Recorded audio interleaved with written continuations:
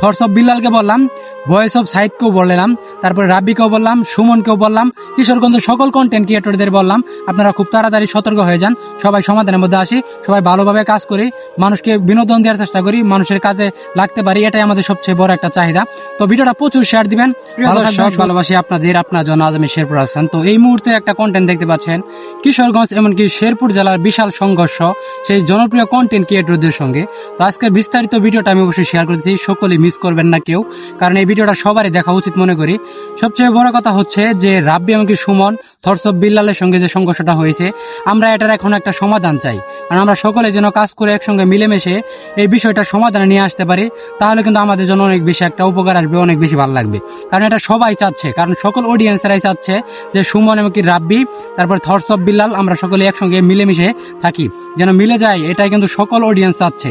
অডিয়েন্সের বিরুদ্ধে যে ব্যক্তি গিয়েছে সেই কিন্তু তার লাইফের সাকসেসটা কিন্তু হারিয়ে ফেলছে, সেই বিষয়টা কিন্তু অবশ্যই আপনারা খেয়াল করছেন। তো ভিডিওটা প্রচুর শেয়ার দিবেন যেন রাব্বি পর্যন্ত চলে যায়, এমনকি কিশোরগঞ্জবাসী সকলে যেন দেখতে পারে, এমনকি শেরপুর জেলার সকল মানুষ যেন দেখতে পারে।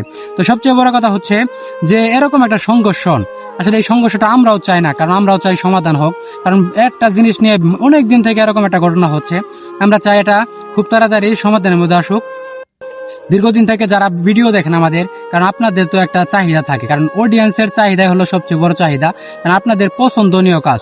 এই যে সোশ্যাল মিডিয়াতে যে ঝামেলাটা সৃষ্টি হয়েছে, এই ঝামেলাটা আর কত দেখতে চাই আমরা কিন্তু আর এটা দেখতে চাই না। আমরা খুব শীঘ্রই একটা সমাধানের মধ্যে আসতে চাই। থটস অফ বিল্লাল এমনকি রাব্বি ভাই তিনি কিন্তু অবশ্যই আমাদের কিশোরগঞ্জের এমনকি শেরপুর জেলা খুব কাছাকাছি জেলা, এগুলা বেশি একটা দূরে না।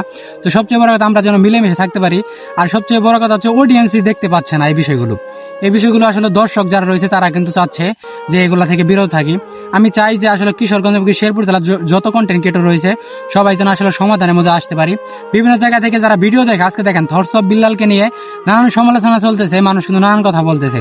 থটস অফ বিল্লাল কিন্তু ধীরে ধীরে তার ফ্যান ফলোয়ার হারিয়ে ফেলতেছে। কি জন্য হারিয়ে ফেলতেছে তার এই যে কিছু কাজের জন্য। আসলে আমি থটস অফ বিল্লালের পক্ষেও না, এমনকি যারা রাব্বির পক্ষেও না, কারণ আমি একটা নিরপেক্ষ থেকে কথাগুলো বলতেছি। আপনারা যারা ভিডিও দেখতেছেন অবশ্যই শেয়ার করবেন, কারণ এই জায়গা থেকে আমি বলতে চাই দীর্ঘদিন থেকে যারা পরিশ্রম করেন, কন্টেন্ট করেন, ভিডিও বানান, একটা ফ্যান পেজ তৈরি করা কিন্তু অনেক পরিশ্রম, অনেক কষ্টের বিষয়। একটা ফ্যান পেজ তৈরি করার পর আপনারা কিন্তু আসলে পিছনের দিকে আর তাকাতে হয় না, কারণ কষ্টের জীবন কিন্তু আর থাকে না। তাহলে বুঝেন একটা কি পরিমাণ একটা ভালো একটা উপকার হয় আর কি। তো যারা ভিডিও দেখতেছেন, এই রাব্বি ভাই যে মানবিক কাজগুলো করতেছে তিনি কিন্তু ভালো কাজ করতেছে।